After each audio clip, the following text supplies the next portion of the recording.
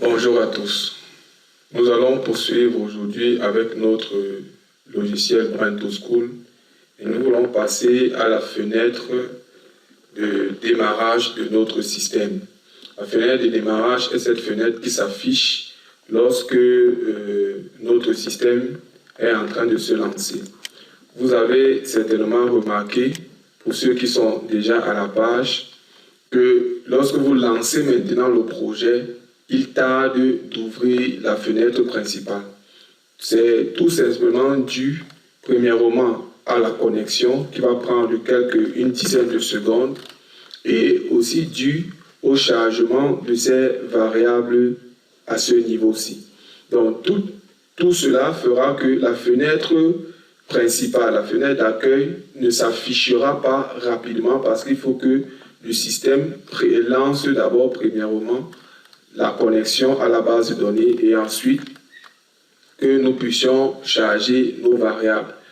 Or, nous allons donc essayer de pallier à cela pour que lorsque le client double-clique sur l'icône de notre système, que rien ne se passe. Mais il faudrait au préalable ouvrir une fenêtre de lancement et ce n'est que dans cette fenêtre de lancement que nous allons pouvoir charger toutes les variables et aussi nous connecter à la base de données.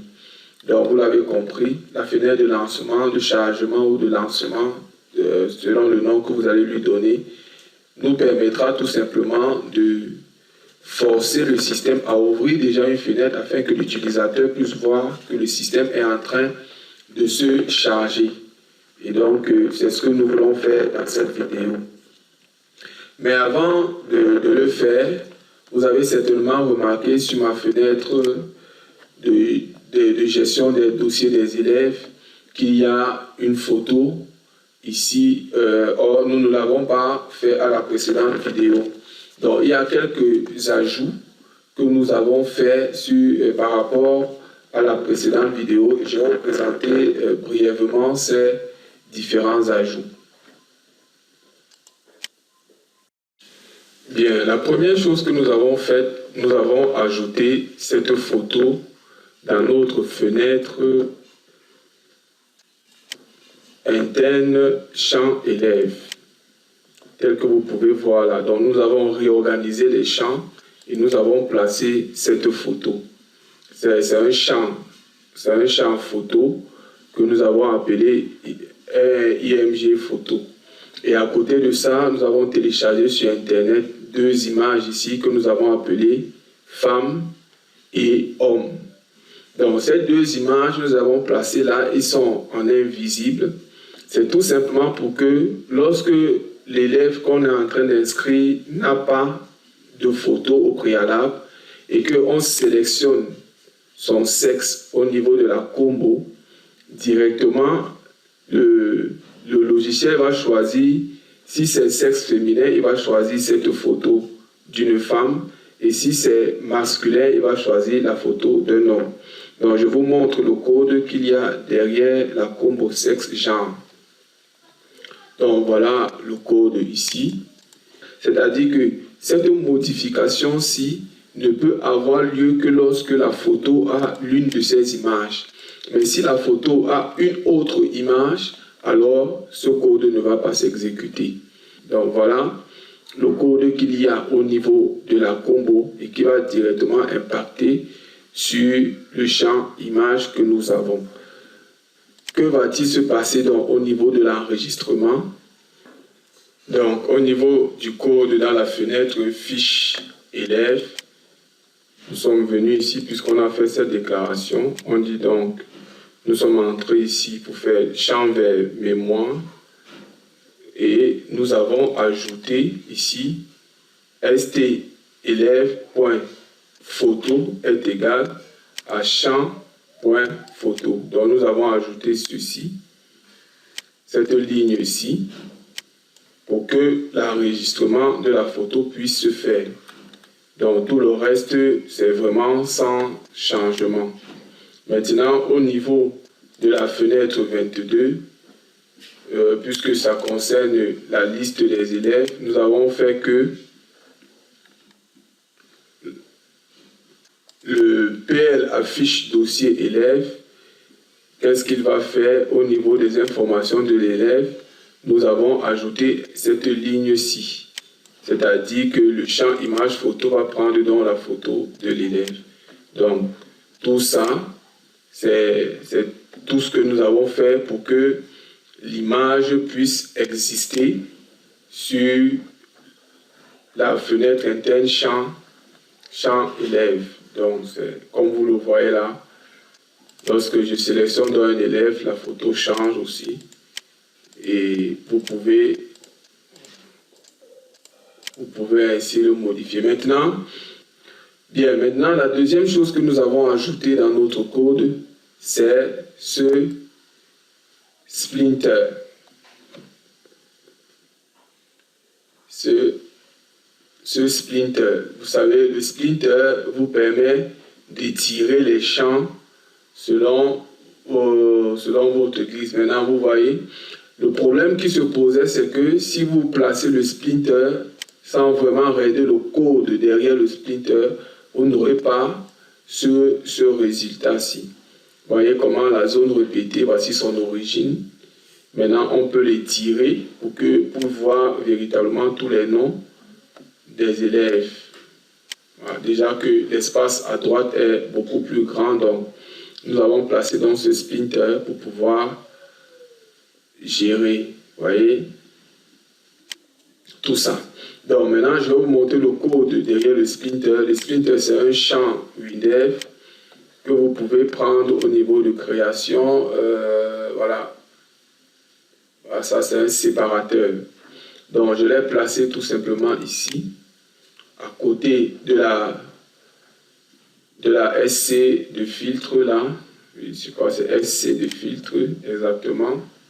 SC filtre, j'ai placé tout à côté et à côté de l'onglet, des onglets qui sont à droite. Donc, il est au centre entre les deux. Voilà, voilà sa dimension. Il ne monte pas pour aller à titre, il ne descend pas. Donc, en longueur. Donc, maintenant, ce qui se passe, c'est que dans le splinter, nous avons placé le code suivant. Nous avons donc écrit ce code. Bon, ce commentaire n'est plus important. Nous avons donc dit que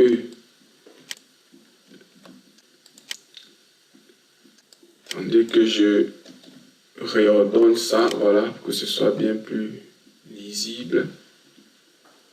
Donc, lorsque le splinter va donc se mouvoir d'un certain pixel, alors toutes ces opérations se feront pour basculer, faire bouger chaque chose. Pour l'onglet, on n'a pas besoin de ça parce que quand le splinter se déplace, il va directement pousser l'onglet. Donc, c'est le deuxième additif que nous avons fait, tout ça pour permettre à l'utilisateur donc d'avoir quand même quelque chose d'un peu plus grand. Il y a des enfants qui ont des noms vraiment kilométriques, mais il faut donc permettre qu'on lise exactement tout le nom de l'enfant. C'est vrai qu'on n'aurait pas, ce n'est pas vraiment nécessaire, c'est juste pour l'esthétique. Lorsque vous sélectionnez déjà l'élève, vous pouvez lire tout son nom à droite. Donc voilà, c'était la deuxième chose que nous avons ajoutée. Bien, un autre additif que nous avons fait, c'est le code derrière cette image pour pouvoir permettre à l'utilisateur de sélectionner l'image de l'élève. Donc le code derrière, je fais F2. Et ici, vous voyez, voilà tout simplement le code. Si SCell est une chaîne, SPhoto est une image, on dit donc que SCell est égal à F sélecteur, ainsi de suite. Ça, c'est un code que vous connaissez déjà certainement. Et donc, on récupère l'image, on charge dans la variable de type photo et on positionne ça ici. Donc, voilà le code derrière le champ image. Maintenant, à côté, au niveau du bouton droit relâché, pour pouvoir enlever la photo de l'élève, Donc, j'ai permis que lorsque l'utilisateur se met sur l'image et qu'il tape clic droit, alors l'image se vide et il lui charge l'image par défaut en fonction de l'image dans la combo. Donc voilà pour ce qui est du code derrière le champ combo. Voyons un peu comment cela fonctionne. Donc,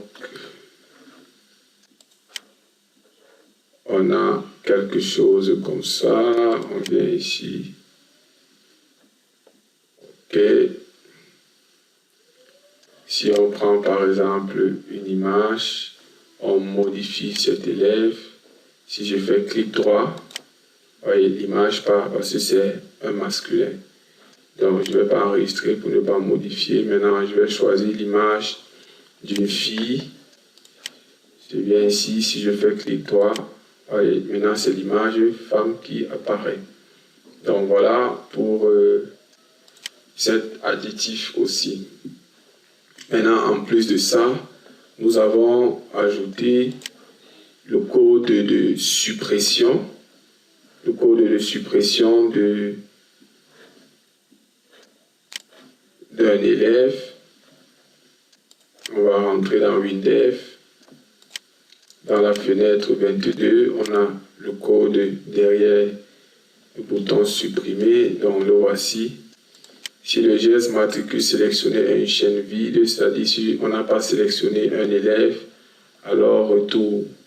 Ici, on dit donc, est-ce que l'élève est déjà inscrit? Si l'élève est déjà inscrit, alors on dit impossible de supprimer un élève inscrit.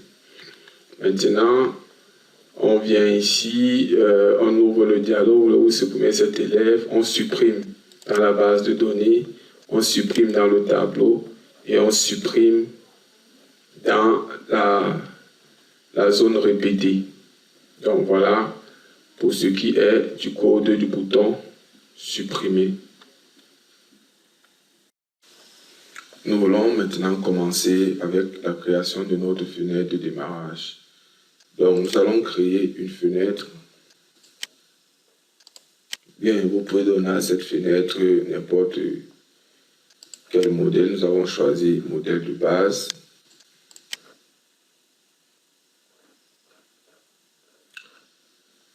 Que nous allons appeler démarrage.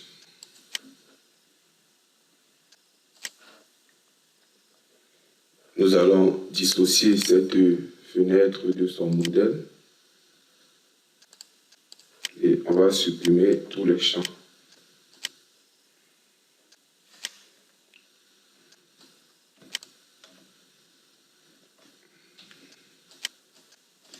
On supprime cette zone de titre, celle-ci, on supprime aussi celle-là. Donc, on a supprimé tous les champs. Nous allons aller dans la description de la fenêtre. Ici, on va décocher tout ceci.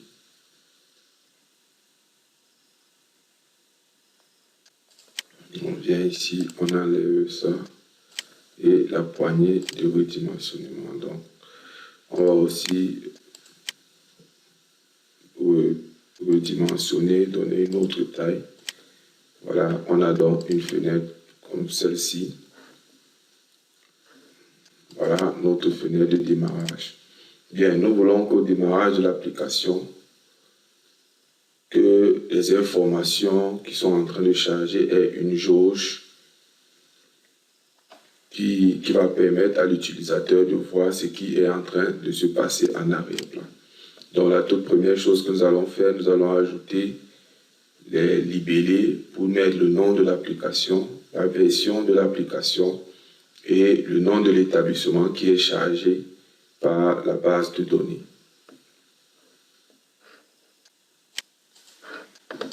Donc pour ça, j'ai placé 3 champs de saisie. Ici, j'ai juste écrit le nom du logiciel Brain2School. Là, j'ai mis un autre libellé pour la version. Et ici, j'ai mis un libellé pour le nom de l'école. Voilà. Donc, voilà nos 3 libellés que nous avons placés. Maintenant, qu'est-ce que nous voulons faire? Nous allons un peu sortir du modèle de la jauge qui avance au fur et à mesure que les chargements se font en arrière-plan. Donc, ce que nous allons faire un peu quelque chose de différent. Ce que nous allons faire maintenant, nous allons ajouter une image de fond dans notre fenêtre. Donc, on va double-cliquer sur la fenêtre ou alors vous faites, voilà, clic droit, description. Et là, on se place ici. On dit donc, on va dans image. Et là, on cherche une image. Bon, moi, j'ai déjà une image enregistrée dans mon projet. Je vais tout simplement la prendre, mais vous pouvez mettre l'image que vous voulez. C'est à votre guise. Donc, je mets une image de fond, que vous voyez ce qui est en train de se passer aussi. Donc, je fais ça, et là, je choisis homothétie centrée sans agrandissement. Voilà. Et j'enregistre. Donc, voilà, nous avons mis une image de fond dans notre fenêtre. Maintenant, nous allons ajouter un champ libellé que voici. Nous allons l'agrandir à la dimension de la fenêtre. Voilà, on va l'appeler, ce champ libellé, nous allons l'appeler jauge. Lorsqu'on va dans le libellé, voilà, on va donc supprimer le titre. Ce que nous allons faire, c'est que nous allons mettre le libellé là, le cadre de fond, la couleur de fond du libellé sera égale à la couleur de fond de notre fenêtre, c'est-à-dire RVB 30. Voilà. Donc nous avons ceci. Le libellé vient cacher donc l'image et toutes les autres informations. Ce qui va se passer donc, c'est que lorsque notre logiciel sera en train de charger, alors il va découvrir au fur et à mesure l'image. Il va découvrir au fur et à mesure l'image, ce qui permettra à l'utilisateur de ne pas savoir ce qui se passe parce que, comme vous voyez, ça va se passer de cette manière.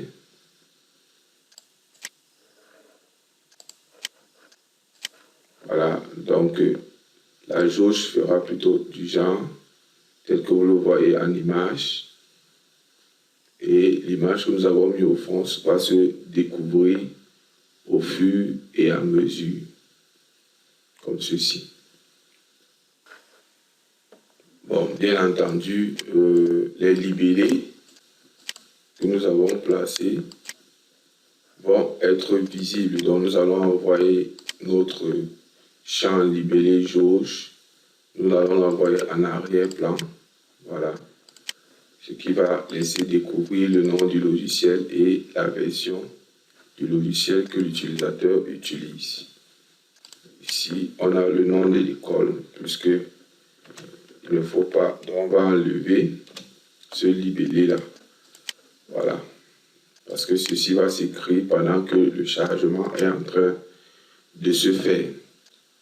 Bien, voilà. Nous avons déjà tout mis en place. Maintenant, passons au code. Bien, le nom du logiciel, on le connaît tous. C'est Brain2School, donc on va l'écrire tout simplement comme cela. Maintenant, la version, il faudrait que cette version change au fur et à mesure que nous compilons notre application. Donc, ici, nous allons aller dans le code du libellé version. Et là, voilà son code. Voilà, et c'est tout pour ce code-là. Voilà, maintenant, le code pour remplir le nom de l'établissement ici va se faire donc au chargement. Ce qui va se passer, nous allons aller dans le code d'initialisation de notre fenêtre. Voilà, c'est ici que nous allons écrire tout le code. Ce que nous voulons faire, c'est que au chargement, que notre application se connecte, que notre application charge les différentes valeurs des différentes variables de structure globale. Donc nous avons déjà tout ça ici dans notre code d'initialisation du projet. Donc ce que nous allons prendre, c'est ça. On va copier tout ceci jusqu'ici dans un premier temps. On copie et on va dans notre fenêtre démarrage. On prend ceci, on colle. Donc on va enlever ça, là c'est déjà défini.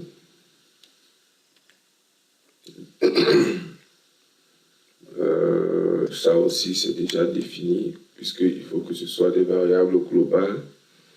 La connexion est déjà définie. On enlève la connexion puisqu'elle est définie au niveau de l'initialisation du projet. Bon, je crois que c'est tout. On rentre dans l'initialisation. Tout ce que nous avons pris là, nous allons le commenter pour que vous voyez comment ça se passe. On va juste décommenter la déclaration de cette variable et la déclaration du fichier ini. Ok, c'est bon. Ici, au niveau des variables globales, nous allons prendre ceci et nous allons le commenter à ce niveau. On va dans l'initialisation de notre fenêtre. Là, ces erreurs, c'est parce que nous n'avons pas déclaré la variable globale. Donc, comme nous avons commenté, on va la déclarer ici, on décommente. OK. On se met ici, on va donc charger les variables globales. Voilà. Voilà comment cela va se faire. Donc, on a pris tout le traitement, on a placé dans notre fenêtre. Maintenant, il faut, à l'ouverture du projet, il faut appeler dans la fenêtre de démarrage. Donc, après qu'il ait fait tout ceci, on va donc dire au projet d'ouvrir cette fenêtre de démarrage. Fenêtre démarrage. Voilà. Et ce que nous allons faire, nous allons aussi dire à la fenêtre de démarrage que quand tu auras fini tous les traitements, tu te fermes. Bien, comment va s'écrire notre code? Ici, vous connaissez déjà cette partie-ci. C'est la déclaration du répertoire de l'application et la création du fichier ini.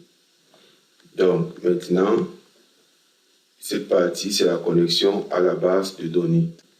Donc, pour ne pas avoir une initialisation de notre fenêtre démarrage très très longue, nous voulons donc dans un premier temps mettre tout ceci dans une procédure. Donc, nous allons faire, après avoir sélectionné, on fait clic droit, nouveau, procédure locale contenant le code sélectionné. On va donc dire PL, connexion à connexion BD. On enregistre. Voilà, donc ça a mis notre code un peu plus propre. Ici, il y a connexion à la base de données. Et maintenant, nous allons poursuivre à ce niveau-ci. Lorsqu'il se connecte à la base de données, ce qui va se passer, c'est qu'il doit récupérer l'information de l'école. Maintenant, cette partie-ci va concerner la jauge. On va introduire la jauge dans ce chargement-ci. Donc maintenant, ce que nous allons faire, nous allons écrire le code suivant. Voilà, que voilà. Donc, nous avons ici préparation de la jauge. Bien, nous avons récupéré sous la forme d'entier le nombre d'enregistrements de chaque fichier que nous voulons contrôler dans notre structure de données. Donc, nous avons récupéré le nombre de tous les enregistrements dans ces variables-là. Nous avons défini d'autres variables de type entier toujours, que nous avons appelées n valeur ou n jauge. Bien, n jauge sera donc n jauge est le nombre de valeurs ou de données à manipuler au total dans notre jauge. Et nous avons appelé n longueur la largeur initiale du libellé de notre jauge. N'oubliez pas que notre jauge, c'est libellé jauge. C'est ça ici, c'est ce libellé que nous avons mis là. Donc, voilà, nous sommes à ce niveau. Après avoir écrit donc ce code, nous allons faire ceci.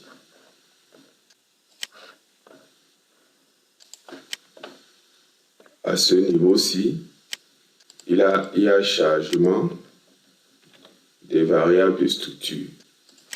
Bien, au début, à l'ouverture de notre fenêtre, le libellé jauge a pour largeur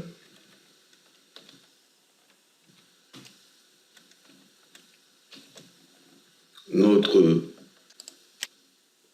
longueur ici, ou alors qu'on peut appeler largeur initiale pour que ça ne vous dérange pas.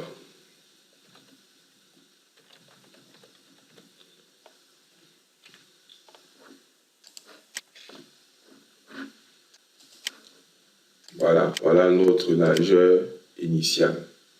Donc, à l'ouverture de notre jauge, il y a une largeur initiale. Maintenant, lorsqu'il charge les années, ce qui va se passer, c'est qu'il y aura modification de la largeur de notre jauge en fonction de la quantité de données contenues dans notre jauge ici. Donc, qu'est-ce que nous allons faire? Nous disons donc ici, on revient que libellé jauge largeur est égal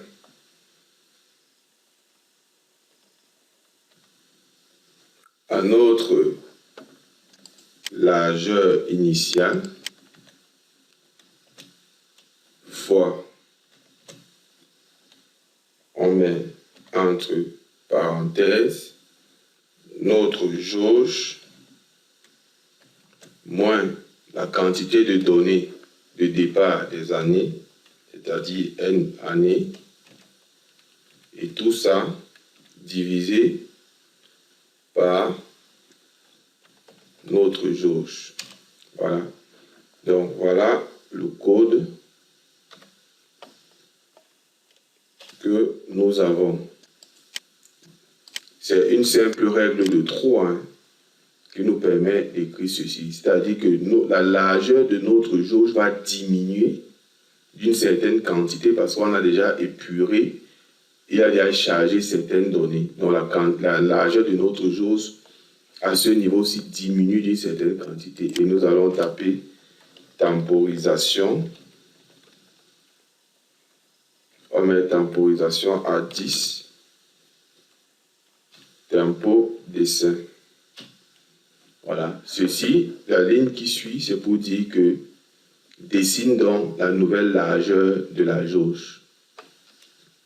On avance. Ça, c'était pour le premier. Maintenant, pour le deuxième, on va seulement faire du copie-colle.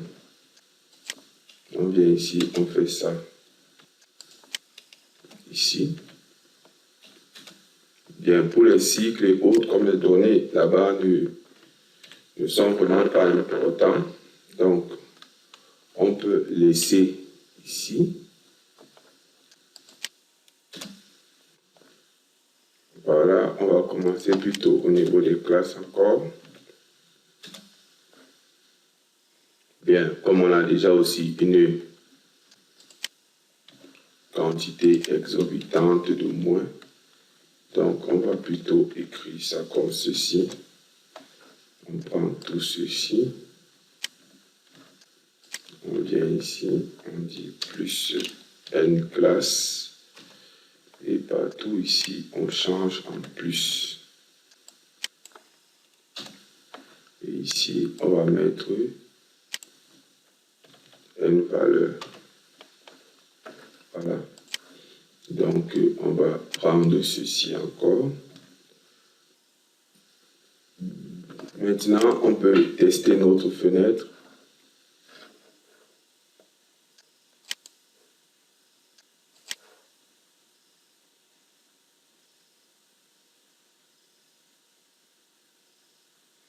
Bien, ça ne se fait pas bien voir.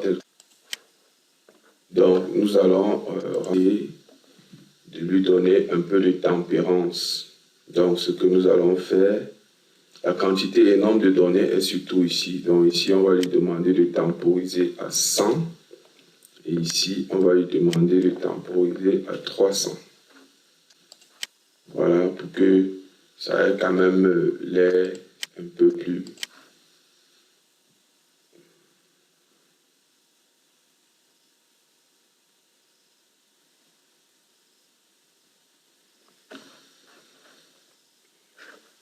nous n'avons pas vraiment... L'utilisateur ne voit pas réellement l'effet que nous avons derrière. C'est pourquoi ce code, nous allons le modifier à ce niveau-ci. On va tout simplement le faire comme ça. Et nous allons envoyer à celui-ci 3 valeurs. Donc, au chargement de notre variable globale des élèves, nous allons envoyer 3 valeurs. Nous allons envoyer la largeur initiale. Nous allons envoyer la jauge. Et nous allons envoyer également notre valeur-ci. Donc, on va la mettre au-dessus et on va dissocier. On lui envoie donc cette valeur aussi. Bien. Maintenant, nous allons aller dans le code de ce chargement-ci. À l'ouverture de notre procédure globale PG-Tab élève, nous avons appelé ces 3 variables et nous avons défini une nouvelle variable que nous avons appelée I. Maintenant, ce code, cette portion de code-ci, ne va s'exécuter que lorsque notre longueur-ci sera différente de 0. Ceci, c'est pour pallier au moment où on peut appeler cette fenêtre sans que ce ne soit la fenêtre de démarrage qui l'appelle. Parce que si ce n'est pas la fenêtre de démarrage qui l'appelle et que ici c'est différent de 0, on aura une erreur ici. Donc, maintenant, ce que nous faisons, c'est que nous incrémentons chaque fois le ID, le I que nous avons là, et nous venons donc à ce niveau-ci, nous soustrayons le I de la valeur que nous avons entrée de la jauge. Et là, lorsque on fait cette opération, on temporise à 1, ça va donc permettre à la jauge de se réduire au fur et à mesure que le nombre d'élèves est en train d'être chargé dans la variable. Donc, voilà pour le code que nous avons placé ici et nous allons voir ce que ça va donner dans les tests.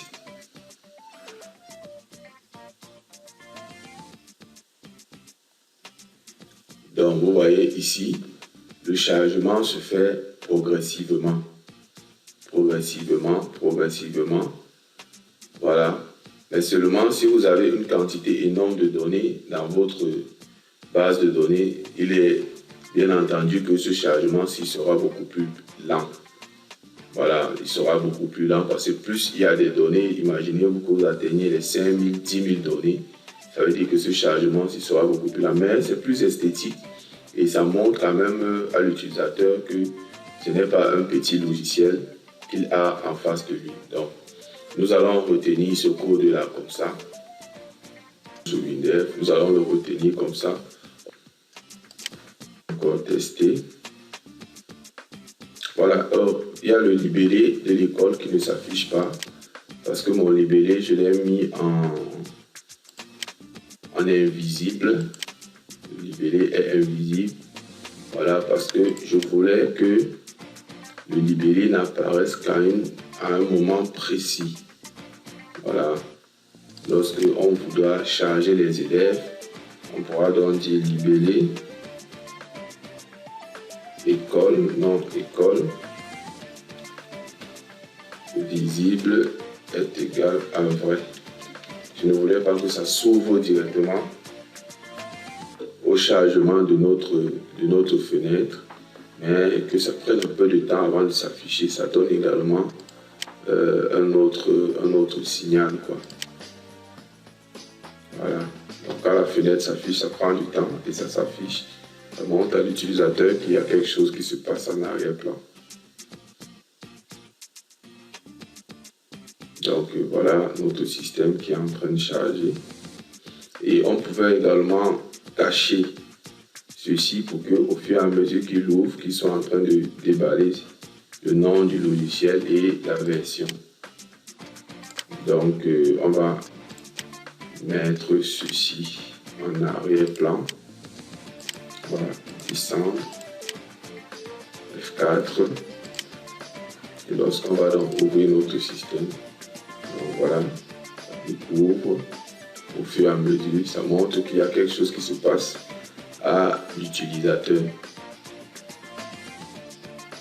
Bon, bref, voilà. Et bon dev à chacun d'entre vous.